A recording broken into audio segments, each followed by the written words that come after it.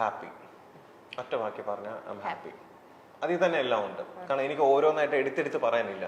I am happy, I M satisfied. കാരണം പുള്ളിക്കാരിയുടെ പോസിറ്റീവും നെഗറ്റീവും കൂടെ മനസ്സിലാക്കി അക്സെപ്റ്റ് ചെയ്താണ് ഞാൻ പുള്ളിക്കാരെ കല്യാണം കഴിക്കാൻ പോകുന്നത്. സോ എന്താ പറയുക, ഞാൻ ഇങ്ങനെ മാറണം, അങ്ങനെ ചെയ്യാവൂ, ഇന്ന ഡ്രസ്സ് ഇടാവൂ, അല്ലെങ്കിൽ ഇങ്ങനെ സംസാരിക്കാവോ, അല്ലെങ്കിൽ ഇങ്ങനെ പെരുമാറാവോ, ഞാൻ അത് ചെയ്യും ഇത് ചെയ്യും, ഇതൊന്നും ഞാൻ പറയത്തില്ല. നിനക്ക് എന്താണ് ശരിയെന്ന്, നീ അത്യാവശ്യം മെച്ചറാണ്, നിനക്ക് എന്താണ് ശരിയെന്ന് തോന്നുക, നീ അത് ചെയ്യുക. എന്റെ അടുത്ത് കുറെ ഫ്രണ്ട്സ് ഒക്കെ നമ്മൾ സ്റ്റാർട്ടിങ്ങിലൊക്കെ പലർക്കും ഒരു വിചാരം ഉണ്ടായിരുന്നു ഞാൻ മെയിൽ ഷോവിനിസ്റ്റ് ആണ്. പിന്നെ എനിക്ക് ആ ഒരു പേരുണ്ടായിരുന്നു സ്റ്റാർട്ടിങ്ങിൽ. കാരണം എന്താണെന്ന് വെച്ചാൽ കുറെ ഒത്തിരി പേര് എന്റെ അടുത്ത് പറഞ്ഞിട്ടുണ്ടായിരുന്നു ആള് ഭയങ്കര ടോക്സിക് ആണ് പുടി, നിന്റെ ഇത്രയും ഡ്രീംസും കാര്യങ്ങളൊക്കെ ഉണ്ടായിട്ട് നീ ഇങ്ങനെ ഒരാളെ നോക്കി നിന്റെ എല്ലാ സ്വപ്നങ്ങളും അവിടെ അവസാനിക്കും, അതുകൊണ്ടാണ് ഞാൻ കുറച്ച് ടൈം സ്പെൻഡ് ചെയ്ത് നോക്കാം എന്നൊക്കെ ഉള്ള ഒരു സമയം പറഞ്ഞത്. അപ്പൊ കാരണം ഇത്രയും പറയുമ്പോൾ ഇത് എന്ത് ഇങ്ങനെ പറയണേന്ന് ഞാൻ വിചാരിച്ചിട്ടുണ്ട്.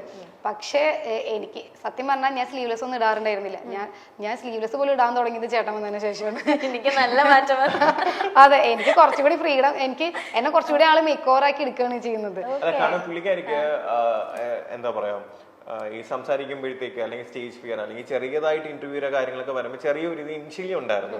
പക്ഷെ അതൊക്കെ എന്ത് ചെയ്തു, ഗ്രാജുവലി എന്ത് ചെയ്തു, ഭയങ്കരമായിട്ട് മാറി. ഇപ്പൊ കണ്ട ബോൾഡായിട്ട് ഇരുന്ന് സംസാരിക്കുന്നുണ്ട്. ഞാൻ ഇങ്ങനെ ഇരുന്ന് ഇങ്ങനെ ഒരു സൈഡിൽ ഇരുന്ന് ഇങ്ങനെ കേട്ടോണ്ടിരിക്കുകയാണ്. പക്ഷെ പറയുന്ന കാര്യങ്ങള് ക്രിസ്പായിട്ട് എന്ത് ചെയ്യും, ഷോർട്ട് ആൻഡ് ക്രിസ്പായിട്ട് കാര്യങ്ങളെല്ലാം കറക്റ്റ് ആയിട്ട്. എനിക്ക് കോളേജിൽ പഠിക്കുന്ന സമയത്ത് ഓൺ സ്റ്റേജ് പെർഫോമർ ഒന്നും ആയിരുന്നില്ല. എനിക്ക് ഭയങ്കര പേടിയാ, സ്റ്റേജ് ഫ്രണ്ട്സ് ഭയങ്കരമായിട്ടുണ്ട് എനിക്ക്.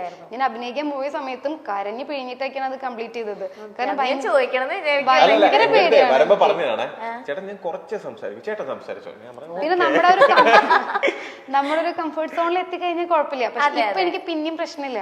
പക്ഷെ പണ്ടൊക്കെ ഡോക്ടറുടെ അടുത്ത് വന്ന സമയത്ത്, ഇന്റർവ്യൂവിന് വന്ന സമയത്ത് ഞാൻ ദൈവം, അതും അതിനു വേണ്ടി വന്നതല്ലല്ലോ, ഞാൻ വെറുതെ ഒന്ന് കാണാൻ വേണ്ടി വന്നതാ. അന്നത്തെ കുട്ടി വന്നില്ല, അപ്പൊ എന്നെ പിടിച്ചിരുത്തി. എനിക്കാണെങ്കിൽ അറിയില്ല അങ്ങനെ ഒരാളെ, എനിക്ക് തന്നെ സംസാരിക്കാൻ അറിയില്ല. ആ സമയത്ത് ഞാൻ വേറൊരാൾ ഇന്റർവ്യൂ ചെയ്യണം പറയുമ്പോൾ ഞാൻ ആകെ കിളി പോയിട്ടാണ്. അതെ, അപ്പൊ അതുകൊണ്ട് ഞാൻ ഇങ്ങനെ മിണ്ടാതെ ഇങ്ങനെ നോക്കിയിരുന്നതൊക്കെ. പക്ഷെ ഇപ്പൊ എനിക്ക് ആ പേടിയില്ല. ഇപ്പൊ ഞാൻ മീഡിയ കാണുമ്പോൾ സംസാരിക്കുന്നുണ്ട്. അപ്പൊ ഞാൻ എൻ്റെ ചില കാര്യങ്ങളൊക്കെ ഏറ്റവും വേസ്റ്റ് ആയിട്ടുള്ള ഒരാളാണ് ഞാൻ എനിക്ക് തോന്നിയിട്ടുണ്ട്. കാരണം എനിക്ക് സോഷ്യലി എല്ലാവരുമായിട്ട് പരിചയമില്ലാത്ത ആൾക്കാരായിട്ട് സംസാരിക്കാൻ ഭയങ്കര ഓക്വേർഡ് ആയിരിക്കും. പിന്നെ അതുപോലെ സ്റ്റേജ് ഫിയറൻസ്, പിന്നെ എൻ്റെ കമ്മ്യൂണിക്കേഷൻ സ്കിൽ എന്ന് പറഞ്ഞാൽ ഭയങ്കര അടിപൊളിയായിട്ടുള്ള ആളല്ല. എൻ്റെ ഹിന്ദി ഒക്കെ കേട്ടിട്ടുണ്ടെങ്കിൽ എൻ്റെ സ്റ്റാഫിന് മാത്രം മനസ്സിലാവുള്ളൂ എൻ്റെ ഭാഷ. ശരിക്കും ഹിന്ദി അറിയുന്ന ആൾക്കാരാണ് എന്നെ തല്ലിക്കൊല്ലും. അപ്പോൾ ഇത് ഒന്നും അറിയാത്ത ഒരാളായിരുന്നു ഞാൻ പണ്ട്, ഒന്നിനെ കുറിച്ച് അറിയില്ല. എൻ്റെ ഒരു കംഫർട്ട് സോൺ ഉണ്ട്, എൻ്റെ വീട്ടുകാർ, എൻ്റെ ഫ്രണ്ട്സ് ഭയങ്കര ഹാപ്പി. ഇതിൻ്റെ ഈ ഒരു വട്ടം വരച്ച എൻ്റെ പുറത്തേക്ക് എനിക്ക് പോകേണ്ടി വന്നിട്ടില്ല. അതുകൊണ്ട് തന്നെ എനിക്ക് പുറത്തുനിന്ന് ആരെങ്കിലും വന്നാൽ ഞാൻ ദൈവം മിണ്ടണോ അല്ലെ എന്താ ചെയ്യണം, അങ്ങനെ ഭയങ്കര ഓക്വേർഡ് ആയിരുന്നു. നമുക്ക് ലൈഫിൽ എന്തും ചെയ്യാൻ പറ്റും എന്നുള്ളതിൻ്റെ ഏറ്റവും വലിയ എക്സാമ്പിൾ ഞാൻ തന്നെ ആയിരിക്കും എനിക്ക് തോന്നുന്നു. കാരണം ഒരു റെസ്പോൺസിബിലിറ്റീസും ഏറ്റെടുക്കാൻ പറ്റാത്തൊരു വ്യക്തിയായിരുന്നു ഞാൻ. ഞാനാണ് ഇപ്പോൾ ഒരു ബിസിനസ് ചെയ്യണത്. അതുപോലെ ഒരു മീഡിയയുടെ മുമ്പിലോ അറ്റ്ലീസ്റ്റ് ക്ലാസ്സിലൊക്കെ സെമിനാർ അവതരിപ്പിക്കുമ്പോൾ പോലും നീ പോ എന്നൊക്കെ പറഞ്ഞിട്ട് അപ്പുറത്തിരിക്കുന്ന കൂട്ടിനെ പിടിച്ച് ഞാൻ പിന്നെ പോന്നൊക്കെ പറഞ്ഞിട്ട് ഞാനാണ് ഇപ്പൊ ഈ അടുത്ത് മീഡിയയുടെ അടുത്ത് സംസാരിക്കുന്നിട്ട് എന്റെ ക്ലാസ്മേറ്റ്സ് പുടി നീ ഇങ്ങനെയൊക്കെ സംസാരിക്കോ. കാരണം കൈയൊക്കെ വിറച്ചിരിക്കുന്ന ഒരാളായിരുന്നു ഞാൻ ക്ലാസ്സിൽ പഠിക്കുമ്പോൾ. ആരും എന്നെ അങ്ങനെ കണ്ടിട്ടില്ല, ദേഷ്യപ്പെട്ട് പോലും എന്നെ കണ്ടിട്ടില്ല ആരും. അപ്പൊ ഞാൻ കുറച്ച് റൂഡായിട്ട് സംസാരിക്കുമ്പോൾ ഞങ്ങളാരും കണ്ടിട്ടില്ല. ഞാൻ പറയാൻ വന്നത് അതെ, ക്യാമറ എല്ലാം ഉണ്ട് കേട്ടോ, ഇതെല്ലാം റെക്കോർഡ് ചെയ്യുന്നുണ്ട്. ആള് സംസാരിച്ചു തുടങ്ങിയല്ലേ, ഇപ്പൊ നിർത്തത്തില്ല എന്ന് വെച്ചാൽ അങ്ങ് സംസാരിച്ചുകൊണ്ടേയിരിക്കും. അങ്ങനെയല്ല, ഞാൻ ഇപ്പൊ നോക്കണ്ടേ നിങ്ങൾ കാര്യം പറയുന്നതൊക്കെ സംസാരിച്ചുകൊണ്ടേ ഇരിക്കുക. മറ്റേ എയർപോർട്ടിൽ വെച്ചിട്ട് ഞാൻ കുറച്ച് റൂഡാണോ ഒന്നും അറിയില്ല, പക്ഷെ ഞാൻ അത്ര പോലും ഞാൻ സംസാരിക്കാറുണ്ടായിരുന്നില്ല. പക്ഷെ എനിക്ക് മനസ്സിലായി ഒരു ലൈഫിൽ ഒരു സ്റ്റേജ് എത്തുമ്പോൾ നമ്മൾ സംസാരിച്ച് പോവും. സാധാരണ എല്ലാവർക്കും പ്രോബ്ലംസ് ഉണ്ടാവുക എന്ന് വെച്ചിട്ടുണ്ടെങ്കിൽ അൺനെസസറി ആയിട്ടുള്ള കാര്യങ്ങൾ പറയാം, അല്ലെങ്കിൽ അൺനെസസറി ആയിട്ടുള്ള ആൾക്കാരെ പ്രൊവോക്ക് ചെയ്യാൻ പോവുക, അല്ലെങ്കിൽ അഭിപ്രായങ്ങളെങ്കിലും അറ്റ്ലീസ്റ്റ് പറയുമ്പോഴാണല്ലോ ഇങ്ങനെ ബാക്കിയുള്ള ആൾക്കാരെ ഒന്ന് അറ്റാക്ക്. ഞാൻ ആലോചിക്കുന്നത് റോബിൻ ചേട്ടന് ഇഷ്ടപ്പെട്ടതിന് ശേഷം ഞാൻ ഒറ്റയ്ക്ക് എവിടെ ഒരു സ്ഥലത്ത് ഇന്റർവ്യൂ കൊടുത്തിട്ടില്ല. എൻ്റെ ലൈഫിൽ ഞാനായിട്ട് ചെയ്ത കാര്യങ്ങളുടെ നെക്സ്റ്റ് ഒരു സ്റ്റേജ് കഴിഞ്ഞിട്ട് മാത്രമേ ഞാൻ അങ്ങനെ ചെയ്യൂന്ന് ഓൾറെഡി ഞാൻ ഡിസിഷൻ എടുത്തിട്ടുണ്ടായിരുന്നു. അത്രയും റീച്ചുള്ള സമയത്ത് പോലും ഞാൻ എവിടെയും പോയിട്ടുണ്ട്. എനിക്കല്ല, റോബിൻ ചേട്ടൻ ഉണ്ടായിരുന്ന സമയത്ത് പോലും എന്നെ വിളിച്ച സമയത്ത് ഞാൻ പോയിട്ടില്ല. അതുപോലെ അപ്പൊ പിന്നെ ഞാൻ ഒരു കണ്ടസ്റ്റൻസിനെതിരെ ഒന്നും പറഞ്ഞിട്ടില്ല. ഞാൻ ഇവരെ ഗെയിം ഷോയുമായി ബന്ധപ്പെട്ട് എവിടെയും വന്നിട്ടുമില്ല. ബിഗ് ബോസ് കണ്ടിട്ടില്ല. എന്നിട്ട് പോലും എന്നെയും എൻ്റെ പ്രൊഫഷനെയും വരെ വലിച്ചയച്ചിട്ട് കുറെ പറഞ്ഞപ്പോൾ എനിക്ക് ഒത്തിരി വിഷമമായിരുന്നു. ഞാൻ എന്താ ചെയ്തത്? പിന്നെ എനിക്കറിയാം ആളൊരു പാർട്ട്ണർ ആകുമ്പോൾ നല്ല പോസിറ്റീവ് കിട്ടുന്ന പോലെ നെഗറ്റീവ് കിട്ടും, പക്ഷെ അതിനൊരു ലിമിറ്റ് ഉണ്ടല്ലോ. ആ ലിമിറ്റും കഴിഞ്ഞ് ഒത്തിരി എനിക്ക് കിട്ടിയിട്ടുണ്ടായിരുന്നു. ആ സമയത്ത് എനിക്ക് വിഷമം, ഞാനൊന്നും പറയാതെ എന്തിനാണ് ഇങ്ങനെ പറയണതായിരുന്നു. ഇപ്പൊ എനിക്ക് ആ വിഷമം പോയി. ഞാൻ ഇടയ്ക്ക് ചോദിക്കാറുണ്ട്, കാരണം എന്നെ ഇഷ്ടപ്പെട്ടു എന്ന് പറഞ്ഞ ഒറ്റ കാര്യം കൊണ്ട് ഒരുപാട് വഴക്കും ചീത്തവിളിയും കേട്ടോണ്ടിരിക്കുന്ന ആരൊക്കെ റാൻഡമായിട്ടുള്ള ആൾക്കാരാവും കാരണം വേറൊരു പെൺകുട്ടിയാണെന്നുണ്ടെങ്കിൽ ഞാൻ എന്തിനും ഇത് കേൾക്കേണ്ട കാര്യം കാണും, ഇതിൽ നിന്നും ബെറ്റർ ആയിട്ടുള്ള ഒരു ഓപ്ഷൻ എനിക്ക് കിട്ടത്തില്ല, എന്തിനാ ഞാൻ ഇങ്ങനെ കേട്ടോണ്ടിരിക്കുന്നതെന്ന് പലർക്കും ചിലപ്പം പലരും ചിന്തിക്കാം. പക്ഷെ അങ്ങനെയുള്ള സമയത്തും പുള്ളിക്കാരൻ എന്ത് ചെയ്തു, അതിലൊന്നും ബോധർ ചെയ്തില്ല. ഇപ്പൊ എനിക്ക് വിഷമം കുറച്ച് കുറവ് എന്താ വെച്ചാല് അന്ന് എയർപോർട്ടിലൊക്കെ വെച്ച് രണ്ട് മൂന്ന് വാക്കുകൾ ഞാൻ പറഞ്ഞിട്ടുണ്ടായിരുന്നു. അതെ, ഇനി കേട്ടല്ലോ, ഓക്കെ അന്ന് ഞാൻ റിയാക്ട് ചെയ്തിട്ടുണ്ടായിരുന്നല്ലോ, അതിന്റെ ബാക്കി കിട്ടിക്കോട്ടെ എന്നുള്ളൊരു സമാധാനം ഉണ്ട്. മറ്റത് എനിക്ക് വിഷമമായിരുന്നു, കാരണം ആ പരിസരത്തേക്ക് വരാതെ ഞാൻ എന്റെ പ്രൊഫഷൻ മാത്രം നോക്കി പോവാ. അപ്പൊ എന്നെ എന്റെ പ്രൊഫഷനെ വലിച്ചിട്ടിട്ട് ഇങ്ങനെ എന്നിട്ടും ഞാൻ റിയാക്ട് ചെയ്യുന്നില്ല. ഇപ്പോഴും അതിനെ റിയാക്ട് ചെയ്തിട്ടില്ല, ഒന്നും പകരമായിട്ട് ഞാൻ സംസാരിക്കാൻ വന്നിട്ടില്ല. എന്നിട്ട് എന്തിനാ അങ്ങനെ പറയണേന്ന് ഒരു തോന്നലുണ്ടായിരുന്നു. പക്ഷെ ഇപ്പൊ ഞാൻ അന്ന് ഒന്ന് രണ്ട് സ്ഥലത്തൊക്കെ കുറച്ച് മറുപടികളൊക്കെ പറഞ്ഞിട്ടുണ്ടായിരുന്നു പ്രതികാരമല്ല, കുറച്ച് പറഞ്ഞിട്ടുണ്ടായിരുന്നു അത്ര പോലും. അപ്പൊ ഓക്കെ, അറ്റ്ലീസ്റ്റ് ഞാൻ റിയാക്ട് ചെയ്തല്ലോ, ഇനി കേൾക്കുകയാണെങ്കിലും പ്രശ്നമില്ല എന്നുള്ളൊരു സംഭവം വന്നു. പിന്നെ പലർക്കും ലൈക്ക് എൻ്റെ ഒരു അപ്ഡേറ്റ് എന്താന്നുള്ളത് പലരും ചോദിക്കാറുണ്ട്. ഇപ്പൊ ഞാൻ ഒരു എന്താ പറയാ, ഞാനൊരു നോർമൽ മിഡിൽ ക്ലാസ് ഫാമിലിയിൽ നിന്ന് വന്ന ഒരു സാധാരണ ഒരാളാണ്. അപ്പൊ എനിക്ക് ചെറിയ ചെറിയ ആഗ്രഹങ്ങൾ എൻ്റെ ലൈഫിലുണ്ട്, മനസ്സിലായില്ലേ? എന്ന് വെച്ചാൽ എന്താ പറയാ, എന്തെങ്കിലുമൊക്കെ അച്ചീവ് ചെയ്യണം, ചെറിയ ചെറിയ കാര്യങ്ങൾ, അല്ല വലിയ വലിയ ഡ്രീംസും കാര്യങ്ങളൊന്നുമില്ല. അപ്പം അങ്ങനെ ഞാൻ എൻ്റെ ലൈഫിൽ ഇപ്പൊ ഡോക്ടറായിട്ട് വർക്ക് ചെയ്തിരുന്ന സമയത്തും ഞാൻ കോവിഡ് ആയിരുന്ന സമയത്ത് 2 വർഷം സോഷ്യൽ മീഡിയ ആക്റ്റീവേ ഇല്ലായിരുന്നു. ഞാൻ അങ്ങനെ ഒന്നും ചെയ്യാറില്ല. എപ്പോഴെങ്കിലും റാൻഡമായിട്ട് എൻ്റെ ഏതെങ്കിലും പഴയ വീഡിയോ എടുത്ത് പോസ്റ്റ് ചെയ്യുന്നതല്ലാതെ ഒന്നും ചെയ്യാറില്ല. 2 വർഷം കംപ്ലീറ്റ് ഡ്യൂട്ടി ആയിരുന്നു. അപ്പൊ ആ കഴിഞ്ഞതിന് ശേഷമാണ് പെട്ടെന്ന് എന്ത് ചെയ്തത്, ഇങ്ങനെ ഒരു ഷോയിൽ വന്നതും ഇങ്ങനെയുള്ള കാര്യങ്ങളെല്ലാം സംഭവിച്ചത്. അപ്പം പലർക്കും ലൈക്ക് എല്ലാം പെട്ടെന്ന് വേണം, അടുത്ത അപ്ഡേറ്റ് എന്താണ്, ഇഷ്ടം കൊണ്ടായിരിക്കാം ചിലര്. അപ്പം അടുത്ത മൂവി എപ്പോഴാണ്, അടുത്തെന്താ ഇങ്ങനെ ചോദിക്കുന്നുണ്ട്. അപ്പം എനിക്ക് പറയാനുള്ളൊരു കാര്യം എന്ന് വെച്ച് കഴിഞ്ഞാൽ, ഞാൻ എല്ലാം പെട്ടെന്ന് ഇപ്പം മറ്റുള്ളവർക്ക് വേണ്ടി ചെയ്യാനായിട്ട് ഞാൻ ഒരിക്കലും നിൽക്കത്തില്ല. അവർക്കത് കാണണം, അല്ലെങ്കിൽ അവർക്കത് ചെയ്ത് കാണണം, അതുകൊണ്ട് ഞാൻ ചെയ്തില്ല. എനിക്കത് ചെയ്യണം, അല്ലെങ്കിൽ എനിക്കത് കംപ്ലീറ്റ് ആയിട്ട് എഫേർട്ട് കൊടുത്ത് ആ ഒരു സമയത്ത് ചെയ്യണം എന്ന് തോന്നുന്ന സമയത്ത് മാത്രമേ ഞാനത് ചെയ്യൂ, മനസ്സിലായില്ലേ?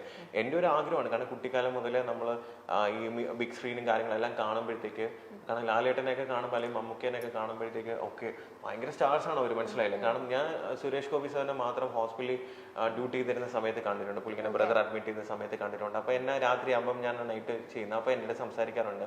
അപ്പം ഞാൻ അന്ന് എനിക്ക് 2018 അപ്പോൾ ഞാൻ പുള്ളിക്കാരൻ ചോദിച്ചത്, ഡിസ്ചാർജ് ആയി പോകാൻ പോയി പുള്ളിക്കാരൻ്റെ ബ്രദർ. അപ്പം ലാസ്റ്റ് ദിവസം വന്നപ്പോൾ ഞാൻ ഇങ്ങനെ രാത്രി പറഞ്ഞു, സാർ എനിക്കൊരു ആഗ്രഹമുണ്ട്, എനിക്ക് സിനിമയൊക്കെ ചെയ്യണമെന്നുണ്ട്, എങ്ങനെയാണെന്ന് അറിയത്തില്ല, എനിക്ക് ആരുമായിട്ടും കോണ്ടാക്ട് ഇല്ല. അപ്പം എൻ്റെ അടുത്ത് സുരേഷ് ഗോപി സാർ പറഞ്ഞ ഒറ്റ കാര്യമുണ്ട്, ഡോക്ടറെ റോബിൻ നീ മാക്സിമം ഹാർഡ് വർക്ക് ചെയ്ത് സ്വന്തമായിട്ട് വരാൻ ശ്രമിക്കാം. ആരുടെയും കെയർ ഓഫിലോ അല്ലെങ്കിൽ ആരും റെഫർ ചെയ്തിട്ടല്ല വരേണ്ടത്, മനസ്സിലായി? എനിക്ക് വേണമെങ്കിൽ നിന്നെ പരിചയപ്പെടുത്തി തരാം, പക്ഷെ അങ്ങനെ വന്നാൽ അത് നിലനിൽക്കത്തില്ല. നീ സ്വന്തമായിട്ട് കഷ്ടപ്പെട്ട് വന്നാലേ നിനക്ക് എന്ത് ചെയ്യത്തുള്ളൂ, അത് നിലനിൽക്കാൻ പറ്റത്തുള്ളൂ എന്ന് പുള്ളിക്കാരൻ പറഞ്ഞു. അപ്പം അതിനുശേഷം സത്യം പറഞ്ഞാൽ ലൈക്ക് ഞാൻ റീസെന്റ് പുള്ളിക്കാരനെ ഒന്ന് കണ്ടായിരുന്നു, റാൻഡമായിട്ട് കണ്ടതാണ്. അപ്പം ഞാനിങ്ങനെ പുള്ളിക്കാരൻ്റെ അടുത്ത് പറഞ്ഞു, സാർ എന്നെ അറിയാമോ എന്ന് ചോദിച്ചപ്പോൾ വലിയ ഇതില്ല. അപ്പൊ ഞാൻ പറഞ്ഞു, സാർ ഇങ്ങനെ ഹോസ്പിറ്റലിൽ അന്ന് കണ്ടിട്ടുണ്ടായിരുന്നു, ഞാൻ ഇങ്ങനെ ഷോയിലൊക്കെ പോയിട്ട് ഓക്കെ എന്ന് പറഞ്ഞിട്ട് എന്ത് ചെയ്തു, ജസ്റ്റ് ഇങ്ങനെ സംസാരിച്ചായിരുന്നു. അപ്പൊ ഞാൻ ഇങ്ങനെ പറയാം, സാർ എൻ്റെ അടുത്ത് അന്നൊരു വാക്ക് പറഞ്ഞിട്ടുണ്ടെന്ന്, സ്വന്തമായിട്ട് കഷ്ടപ്പെട്ട് അധ്വാനിച്ച് നമ്മൾ വന്നാൽ മാത്രമേ അത് നിലനിൽക്കത്തുള്ളൂ എന്നുള്ളത്. സോ എനിക്ക് ആ ഒരു ഇത് ഞാൻ സ്വന്തമായിട്ട് എഫേർട്ട് ഇട്ട്, സ്വന്തമായിട്ട് കഷ്ടപ്പെട്ട്, സ്വന്തമായിട്ട് ഹാർഡ് വർക്കും സ്മാർട്ട് വർക്കും ചെയ്തിട്ടാണ് ചെറുതായിട്ട് എന്തെങ്കിലുമൊക്കെ അച്ചീവ് ചെയ്ത് വരുന്നത്. അപ്പം അത് ഇനിയും, കാരണം എനിക്ക് ആ റൂട്ട് അറിയാം. കാരണം ഒരു പ്രാവശ്യം നമ്മൾ ഒരു കാര്യം ചെയ്ത് കഴിഞ്ഞാൽ നമുക്ക് ആ റൂട്ട് അറിയാം, എങ്ങനെ അതിലേക്ക് വരണം എന്നുള്ളത്. സോ ഒബ്വിയസ്ലി എൻ്റെ സിനിമ എന്ന് പറഞ്ഞ ഒരു മോഹവും എന്ത് ചെയ്യും, കാരണം ലാലേട്ടനൊക്കെ ബിഗ് സ്ക്രീനിൽ കാണുമ്പോൾ ഞാൻ ഒരിക്കൽ പോലും മനസ്സിൽ ചിന്തിച്ചിട്ട് പോലും ഇല്ല എന്നെ ഇങ്ങനെ എൻ്റെ അടുത്ത് റോബിനെ എന്ന് പേര് അയ്യോ. ഞാൻ ഇടയ്ക്കിടയ്ക്ക് സാർ എന്നെ ചീത്ത വിളിക്കുന്ന വീഡിയോ അല്ലെങ്കിൽ വഴക്ക് പറയുന്ന വീഡിയോ ഒക്കെ എന്ത് ചെയ്യും, ഇടയ്ക്കിടയ്ക്ക് ലാലേട്ടനാണ് എന്നെ വഴക്ക് പറയുന്നത്. ഓ അത് കേൾക്കുമ്പോൾ ലാലേട്ടനെ വഴക്ക് പറയുന്നത്, എന്തൊരു സന്തോഷം. അത് പറഞ്ഞാൽ എനിക്കത് ഭയങ്കര സന്തോഷം. കാരണം നമ്മളൊക്കെ ബിഗ് സ്ക്രീനിൽ കാണുന്ന ഒരു ലെജൻഡ് നമ്മൾ എന്ത് ചെയ്യുന്നു, നമ്മളെ വഴക്ക് പറയുന്നു. റോബിനെ അങ്ങനെ ഇങ്ങനെയാണ്, നിനക്ക് വേണോ പോകണം, ഞാൻ എങ്ങനെയാണ് പറയുന്നത്. ഞാൻ ആലോചിക്കുമ്പോൾ എനിക്ക് സത്യം ഭയങ്കര സന്തോഷം തോന്നാറുണ്ട്. അപ്പൊ എൻ്റെ ഒരു ആഗ്രഹമാണ് സിനിമ എന്നുള്ളത്. അത് ഞാൻ പയ്യെ, കാരണം എൻ്റെ ഫീൽഡ് അല്ലായിരുന്നു സിനിമ അല്ലെങ്കിൽ ഈ ഒരു ഇൻഡസ്ട്രി എന്ന് പറയുന്നത്. അപ്പൊ ഇതിലേക്ക് വരുമ്പോൾ ഒരുപാട് കാര്യം എടുത്തുചാടി ചെയ്യാൻ പറ്റുന്നത്. ഞാൻ ഇപ്പോഴും പറയുന്നു, ഭയങ്കര അതിഗംഭീരമായിട്ടുള്ള വലിയ സംഭവം ഒന്നും ആയിരിക്കുന്നില്ല ഞാൻ ചെയ്യുന്നത്. ചെറിയൊരു സംഭവം, ചെറിയ എൻ്റെതായിട്ടുള്ള ലിമിറ്റേഷൻസിൽ ഞാനത് ചെയ്യും. അത് എന്നെ ഇഷ്ടമുള്ളവർ കാണുക, സപ്പോർട്ട് ചെയ്യുക, അനുഗ്രഹിക്കുക, ഇങ്ങനെ. കാരണം ഞാൻ പറയില്ലേ, എനിക്ക് എല്ലാവരും എന്താണ് റോബിൻ അച്ചീവ് ചെയ്തത്, എന്താണ് റോബിൻ്റെ അച്ചീവ്മെന്റ് എന്നാണ്. എൻ്റെ അച്ചീവ്മെന്റ് എന്ന് പറയുന്നത്, ഞാൻ ഇന്നേ വരെ എൻ്റെ ജീവിതത്തിൽ കാണാത്ത ഒരുപാട് പേര് എന്നെ സ്നേഹിക്കുക, സിൻസിയറായിട്ട് സ്നേഹിക്കുക, അവരെനിക്ക് വേണ്ടി പ്രാർത്ഥിക്കുക, മനസ്സിലായില്ല, അവരുടെ ബ്ലെസ്സിങ്സ്, അനുഗ്രഹം. അത് തന്നെയാണ് എൻ്റെ ഏറ്റവും വലിയ അച്ചീവ്മെന്റ് എന്ന്. അത് അന്നും ഇന്നും ഇനി എന്നാണെങ്കിലും ഞാൻ ആഗ്രഹിക്കുന്നത്. കാരണം അതെന്ന് പറയുന്നത് നമുക്ക് എത്ര കാശ് കൊടുത്താലോ എത്ര ഇത് ചെയ്താലോ, അല്ല ഞാൻ പറഞ്ഞ മറ്റുള്ളതെല്ലാം മെറ്റീരിയലിസ്റ്റിക് ആണ്. ഞാൻ പറഞ്ഞ മെറ്റീരിയലിസ്റ്റിക് ആണ്. അതെന്ന് പറയുന്നത് ഓക്കെ, അത് സ്നേഹത്തിൽ പലരും തരുന്ന. പക്ഷെ ഒരാൾ മനസ്സറിഞ്ഞ് നമുക്ക് വേണ്ടി പ്രാർത്ഥിക്കുക, മോനെ നീ ഓക്കെ ആണോ, നീ ഫുഡ് കഴിച്ചോ, നീ നന്നായിരിക്കണം എന്ന് ചിലപ്പോൾ ആ ഒരു വ്യക്തിനെ ഞാൻ ചിലപ്പോൾ കാണുന്നില്ല. അങ്ങനെ പ്രാർത്ഥിക്കുന്ന, എനിക്ക് വേണ്ടി എന്നെ സിൻസിയറായിട്ട് സ്നേഹിക്കുന്ന ഒരുപാട് പേര് ചിലപ്പോൾ ഈ വീഡിയോ കാണുന്നുണ്ടായിരിക്കും. എനിക്ക് നിങ്ങളിലേക്ക് ചിലപ്പോൾ നിങ്ങളെ കാണുന്ന പോലും എനിക്ക് അറിയത്തില്ല. പക്ഷെ എൻ്റെ സ്നേഹം നിങ്ങളിൽ എപ്പോഴും ഉണ്ടായിരിക്കും. അത് മാത്രമേ എനിക്ക് മതി. അത്ര